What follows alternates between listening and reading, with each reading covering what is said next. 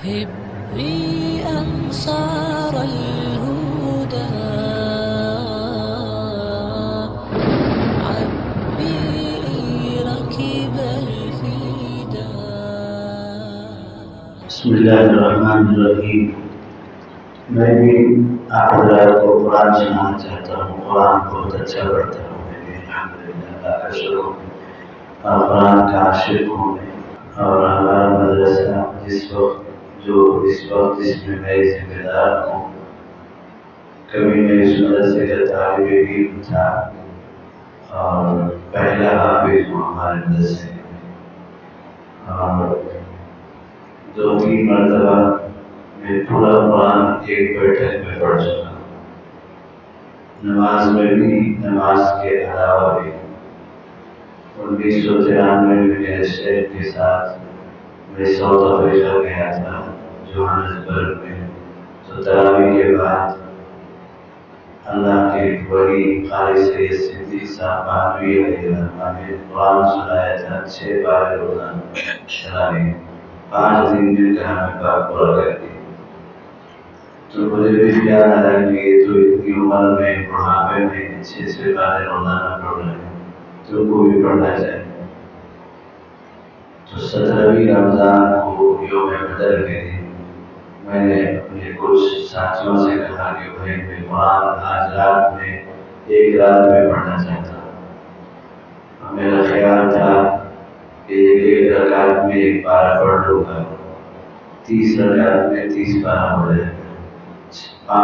4 حفاظ افریقی اور ایک غیر حافظ بمبئی میں ابھی بھی ہیں، وہ خانقاہ میں آتے ہیں. عبدالحفیظ بھائی دروالا محمد علی روڈ کی جامع مسجد کے سامنے ان کی دکان ہے. وہ بھی میرے پیچھے سنے تھے، وہ ابھی زندہ ہے. پھر 5 افراد میرے پیچھے تھے اور ماشاءاللہ رکعت باندھی. اور قرآن کا معجزہ ہے، میرا کمال نہیں ہے، قرآن اللہ کا کلام ہے. تو ایک رکعت میں پورے 30 پارے مکمل، ایک رکعت 30 پارے پورے. پھر دوسری رکعت میں پھر سے شروع کر کے الف لام کا ایک رکوع پڑھ کر سلام پھیرے. 6.5 گھنٹے لگے تھے. کوئی غلطی نہیں، کوئی اٹک نہیں، کوئی لقمہ نہیں، کوئی شک نہیں، کوئی سام نہیں. لگاتار سورہ فاتحہ سے سورہ ناس تک. ایک اور دفعہ مجھے رمضان میں حرم شریف میں تھا تو خیال آیا کہ اہل سنت والجماعت دیوبندیوں کا اکابرین کا ایک مسلک ہے. آقا صلی اللہ علیہ وسلم اپنے جسم اطہر کے ساتھ قبر اطہر میں زندہ ہے. جب ہم لوگ جاتے ہیں تو ہمارا سلام سنتے اور سلام کا جواب بھی دیتے. اللہ والوں کو سلام کا جواب آواز سے کانوں میں سنائی بھی دیتا. تو مجھے خیال آیا کہ میں آقا صلی اللہ علیہ وسلم کو اپنا قرآن سناؤں جیسے شاگرد استاد کو سناتا ہے. تو تراویح کے بعد سب لوگ چلے گئے. 20 رکعت تراویح اور وتر کے بعد آہستہ آہستہ کر کے تو ریاض الجنہ میں بیٹھ کر جالی کی طرف روک کر کے ایسے روزہ اقدس اس طرف ہوئے، سلام سامنے ایسے پڑھتے ہیں. تو میں یہاں ریاض الجنہ میں جالی مبارک کے پاس ایسے بیٹھ کر اتحیات میں پورا قرآن مکمل آقا صلی اللہ علیہ وسلم کو سنایا. ایک ہی بیٹھک اتحیات کی شکل. میرا قرآن آقا صلی اللہ علیہ وسلم کو سنایا ہوا قرآن، چونکہ یہ ہمارا عقیدہ ہے. ہم کوئی عقیدہ رکھنا ضروری ہے کہ آقا زندہ ہے، تو زندہ ہے تو پھر میں نے آقا کو سنایا. الحمدللہ.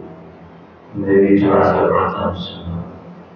اعوذ باللہ من الشیطان الرجیم. بسم اللہ الرحمن الرحیم. عما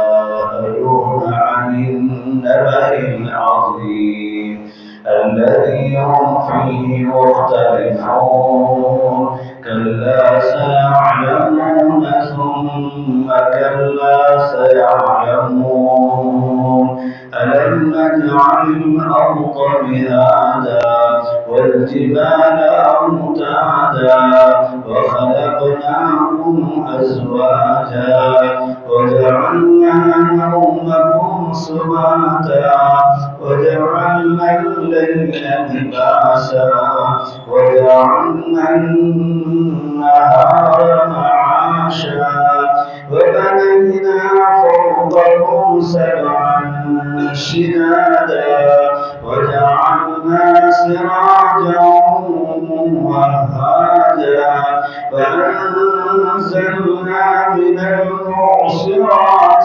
ماء ثجاجا لنخرج به حبا ونباتا وجنات ألفافا إن يوم الفصل كان ميقاتا يوم ينفخ في الصور فتأتون أفواجا وفتحت السماء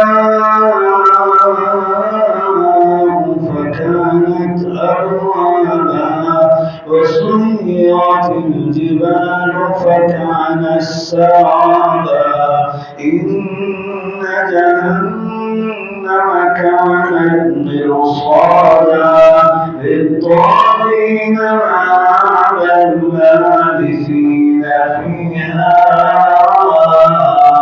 أحقابا لا يذوقون فيها بردا ولا شرابا إلا حميما وغساقا جزاء وفاقا إنهم كانوا لا يرجون حسابا وكذبوا بآياتنا كذابا وكل شيء أحصيناه كتابا فذوقوا فلن نزيدهم إلا عذابا إن للمتقين مفازا حدائق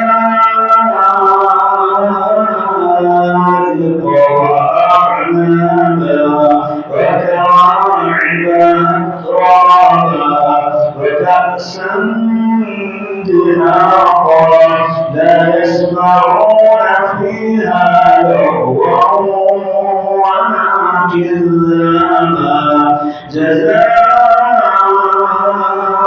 من ربك عطاء حسابا رب السماوات والأرض وما بينهما الرحمن لا يملكون منه خطابا يوم يقوم والملائكة صفا لا يتكلمون إلا من أذن له الرحمن وقال صوابا ذلك اليوم الحق فمن شاء اتخذ إلى ربه مآبا إنا أنذرناكم عذابا قريبا يوم ينظر المرء ما قدمت يداه ويقول الكافر يا ليتني كنت ترابا